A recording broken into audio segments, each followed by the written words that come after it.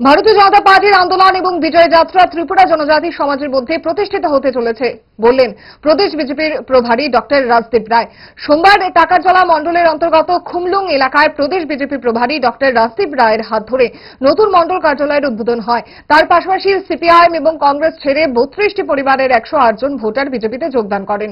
সদ্য পদত্যাগকারীদের ভারতীয় জনতা পার্টির পতাকা হাতে দিয়ে দলে বরণ করে নেন প্রভারী ডক্টর রাজদীপ রায় সহ মণ্ডল সভাপতি এবং অন্যান্যরা।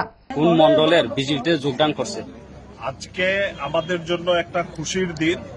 ভারতীয় জনতা পার্টি বিজেপি সরকার ত্রিপুরাতে 7 বছর পূর্ণ করেছে।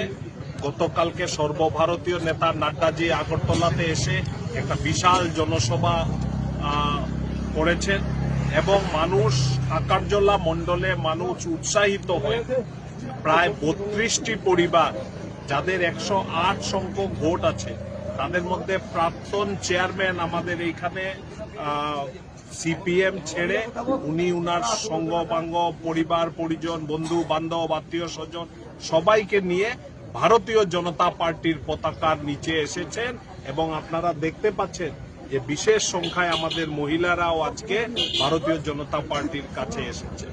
আমার সিপিএম এর যে বন্ধু আছেন, যে পঞ্চায়েতের প্রতিনিধি ছিলেন, উনার নাম সুকুমার দেববর্মা, উনার পরিবার থেকে আরম্ভ করে উনার পুরো সম্প্রদায় আজকে ভারতীয় জনতা পার্টির পতাকার সঙ্গে এসেছেন টাকারজলা মণ্ডল, 12 নম্বর টাকারজলা মণ্ডল।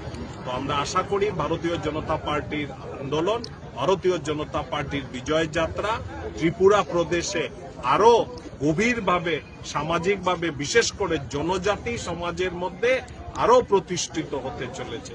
কাজেই তাদের যারা এসেছে ভারতীয় জনতা পার্টিতে তাদের সবাইকে আমরা ভারতীয় জনতা পার্টির নরেন্দ্র মোদীর দল এবং প্রফেসর ডক্টর মানিক সাহার পক্ষ থেকে আপনাদের সবাইকে সুস্বাগতম জানাই। কোন রকমে নাকে মুখে গুজে সারা দিনের জন্য বেরিয়ে পড়া অম্বলের আর দোষ কি? তাই তারা 5 দশক ধরে গ্যাস, অম্বল ও পেটের সমস্যার একমাত্র সমাধান গ্যাস নল।